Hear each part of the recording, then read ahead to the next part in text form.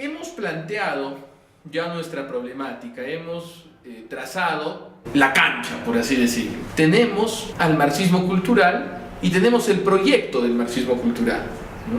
La transformación de la sociedad, en una sociedad anárquica, ¿no? En una sociedad igualitaria, y también hemos esclarecido el método e instrumento del marxismo cultural, el dominio de la cultura a través de la manipulación del lenguaje, ¿no? Entre otros aspectos. Ahora nos vamos a ocupar de algo bastante importante: cómo luchar contra el marxismo cultural, cuál es la herramienta con la que contamos para poder vencer. Parte de la gran fortaleza del marxismo cultural ha sido que ha sabido retroceder un poco para ganar un mucho, por así decirlo.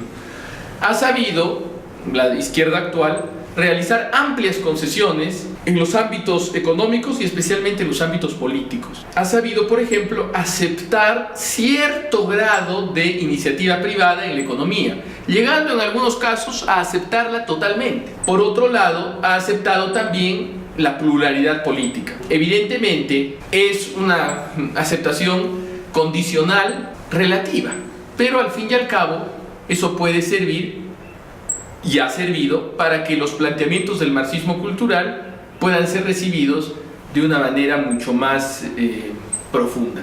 Hace poco leí unos artículos donde se hablaba acerca de cómo Chile, escritos desde la perspectiva de un liberal económico, cómo Chile, que había sido una economía abierta, un modelo de competitividad para toda América Latina, estaba retrocediendo significativamente en la libertad de su economía y se estaba tornando en un país cada vez más signado por la intervención del Estado.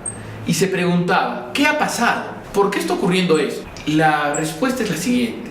Él no se atrevía a responder, este articulista, pero la respuesta es la siguiente. La derecha, básicamente neoliberal, dejó en manos de la izquierda la cultura, la educación, y la izquierda gozosa lo aceptó. Entonces se generó un ambiente mediático y cultural que favorecía una visión controlista de la economía y de la sociedad. Y eso ha generado que Chile se encuentre en la situación en la que ahora está.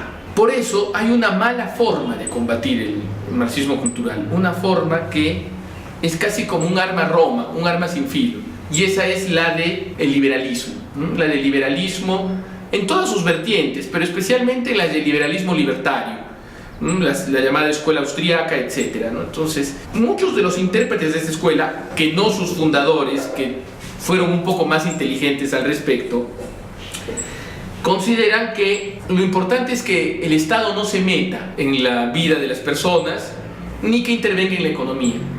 Y eso es la única política pública. La única política pública es que el Estado sea lo menos público posible. Y eso genera que en la batalla de las ideas se encuentren totalmente desarmados.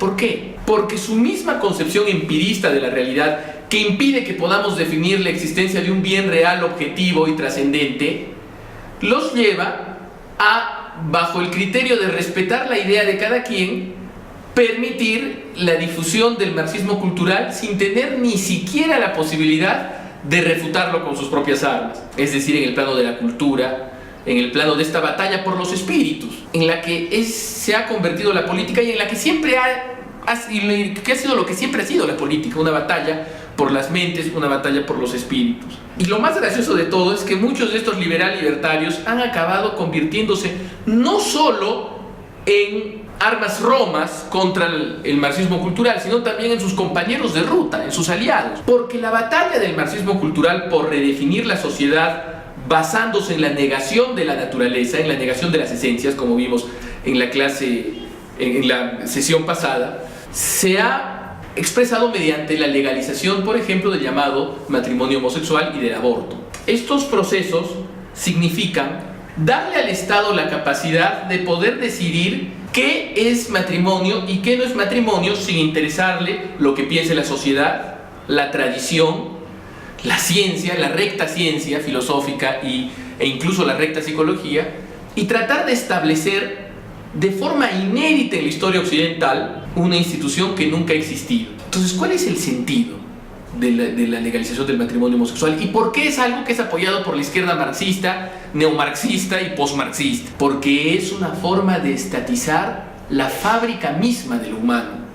Se dieron cuenta que cuando estatizaban tierras e industrias, no controlaban el espíritu humano y no controlaban el núcleo fundamental de reproducción de la identidad natural de las personas, que era la familia, donde se aprendían ideas de jerarquía, ideas de orden natural, ideas de solidaridad preestatales y por lo tanto potencialmente reaccionarias y contrarrevolucionarias, que el Estado marxista quería destruir o quería reconstruir en un sentido totalmente nuevo. Entonces es por eso que el marxismo cultural se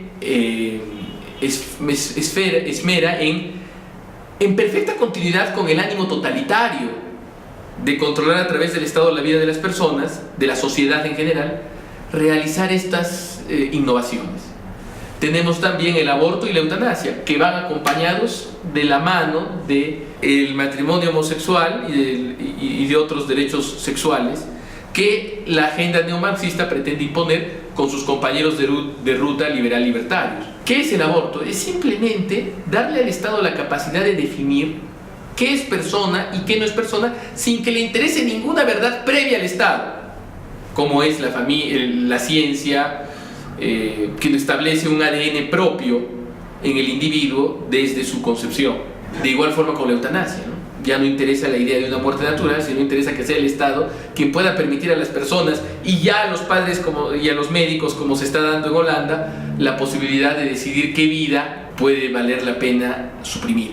Entonces todo esto da al Estado un poder que nunca había tenido en la historia. Y ese es un gran riesgo, y es por eso que la izquierda marxista y sus herederos apoyan estas doctrinas.